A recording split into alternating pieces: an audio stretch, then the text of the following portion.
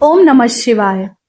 किसी भी माह की त्रयोदशी तिथि को प्रदोष तिथि का व्रत किया जाता है और प्रदोष तिथि भगवान शिव को समर्पित है। यह तिथि मंगलवार के पड़ने की वजह से इसे प्रदोष व्रत को भौम प्रदोष व्रत के नाम से जाना जाता है। धार्मिक मान्यता है कि भौम प्रदोष व्रत की कथा सुनने व कहने वाले को मोक्ष की प्राप्ति होती है। हर माह के शुक्ल और कृष्ण पक्ष की त्रयोदशी तिथि को प्रदोष तिथि का व्रत किया जाता है। प्रदोष तिथि जब मंगलवार को आती है तब उसे भौम प्रदोष व्रत के नाम से जाना जाता है।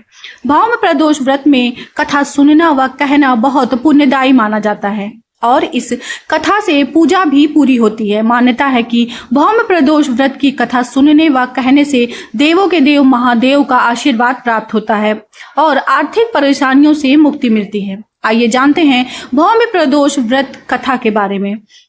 भौम प्रदोष व्रत कथा। सूत जी बोले, अब मैं मंगल त्रयोदशी प्रदोष व्रत का विधि विधान कहता हूँ। मंगलवार का दिन व्याधियों का नाशक है। इस व्रत में एक समय व्रती को गेहूं अथवा गुड़ का भोजन करना चाहिए। इस व्रत के करने से मनुष्य सभी पापों व रोगों से मुक्त हो जाता है। इसमें किसी प्रकार का संशय नहीं है। अब मैं आपको उस बुढ़िया की कथा सुनाता हूँ जिसने यह व्रत किया और मोक्ष को प्राप्त किया। अत्यंत प्राचीन काल की घटना है। एक नगर में एक बुढ़िया रहती थी। उसके मांगलिया नाम का एक पुत्र था। वृद्ध को हनुमान जी पर बड़ी श्रद्धा थी। वह प्रत्येक मंगलवार को हनुमान जी का व्रत रखकर यथाविधि उनका भोग लगाती थी।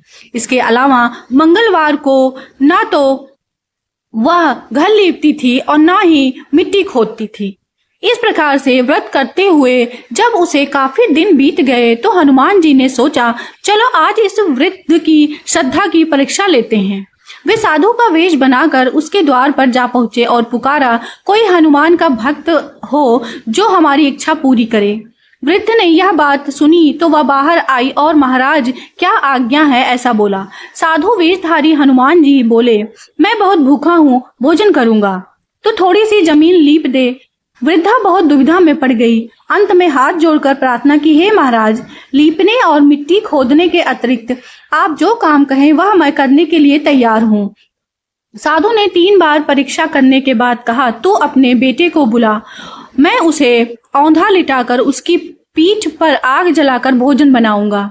वृद्धा ने सुना तो पैरों तले जमीन खिसकती गई, मगर वह वचन हार चुकी थी। उसने मांगलिया को पुकार कर साधु महाराज के हवाले कर दिया, मगर साधु ऐसे ही मानने वाले नहीं थे। उन्होंने वृद्धा के हाथों से ही मांगलिया को औंधा लिटाकर उसकी पीठ पर आग जलवाई।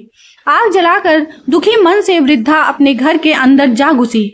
साधु जब भोजन को बुलाकर कहा कि वह मांगलिया को पुकारे ताकि वह भी आकर भोजन कर ले।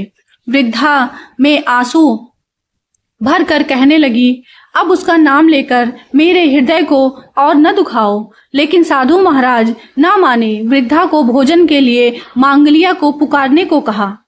पुकारने की देर ही थी, मांगलिया बाहर से हंसता हुआ घर में दौड़ा आया। मांगलिया को जीता जागता देखकर वृद्धा को सुखद आश्चर्य हुआ। वह साधु महाराज के चरणों में गिर पड़ी। साधु महाराज ने उसे अपनी असली रूप के दर्शन कराए। हनुमान जी को अपने आंगन में देखकर वृद्धा को लगा कि जीवन सफल हो गया।